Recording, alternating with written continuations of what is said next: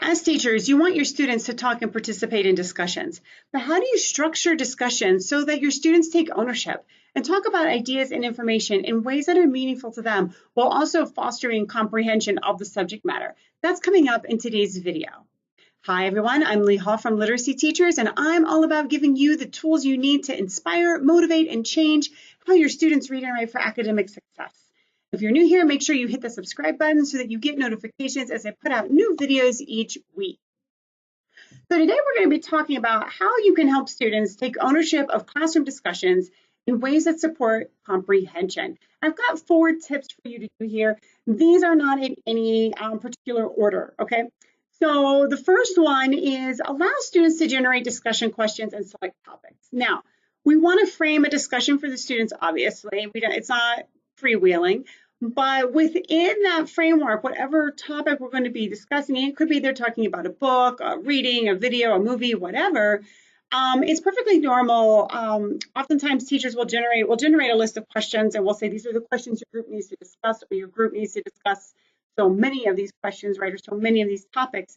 But we want to give students a chance to contribute to that list. So it's worth having a pre-discussion before the discussion with students to identify some questions about, things they might discuss within the topic that you're going to be looking at. The second one, and this can be particularly challenging, it was something that was really hard for me for a while, is you talk less, students talk more. In these discussions, to have students really take ownership of them, we want students talking. Now, what happens, a common pattern is that, somebody, it could be you, could be another student, poses a question to the whole class, and students will raise their hand to answer it. You'll call on someone, and the student will respond. They'll say whatever they say, and then everybody will look at you, okay? And the trap that we fall into is the student answers, and then we give some kind of feedback, right? It could be some kind of evaluation, like, oh, that's a really good answer, or here's another question to think about, or, you might extend the answer in some way, or you might correct the answer in some way. And there is a place for teachers in whole group and small group discussions, but we don't want to be dominating it. We want to break that pattern of a student talks and then we talk, and then a student talks and then we talk.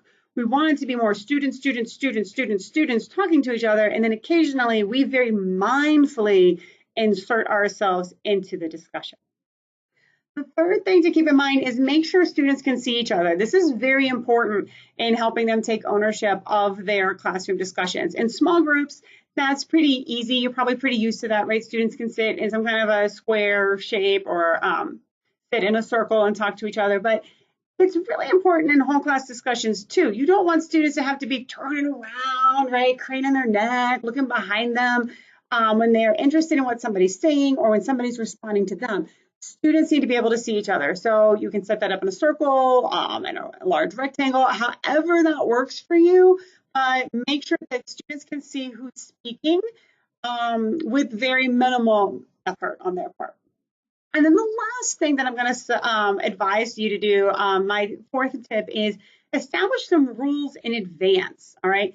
If we want students to take ownership of classroom discussions and we want them to do so in ways that's going to help deepen their comprehension of what they're learning in your classroom, then they need to know how to participate in these discussions, okay? They need to know, what does quality participation look like? What's expected of me in this discussion? What's expected of my peers? What should I be expecting of the other group members, right? In a small group discussion. And then also, how does that translate out into a whole class discussion? What's expected of me in that whole class discussion context? What's expected of my peers?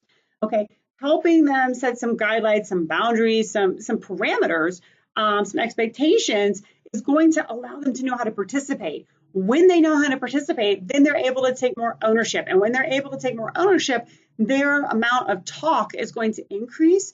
And also they're going to be better listeners, and that is going to support their overall comprehension. And that's what we really want. So thanks for watching, and don't forget to subscribe so you can catch all of my videos. And while you're at it, let me know in the comments if this has helped you, or if you have any questions at all about how to move forward with your journey.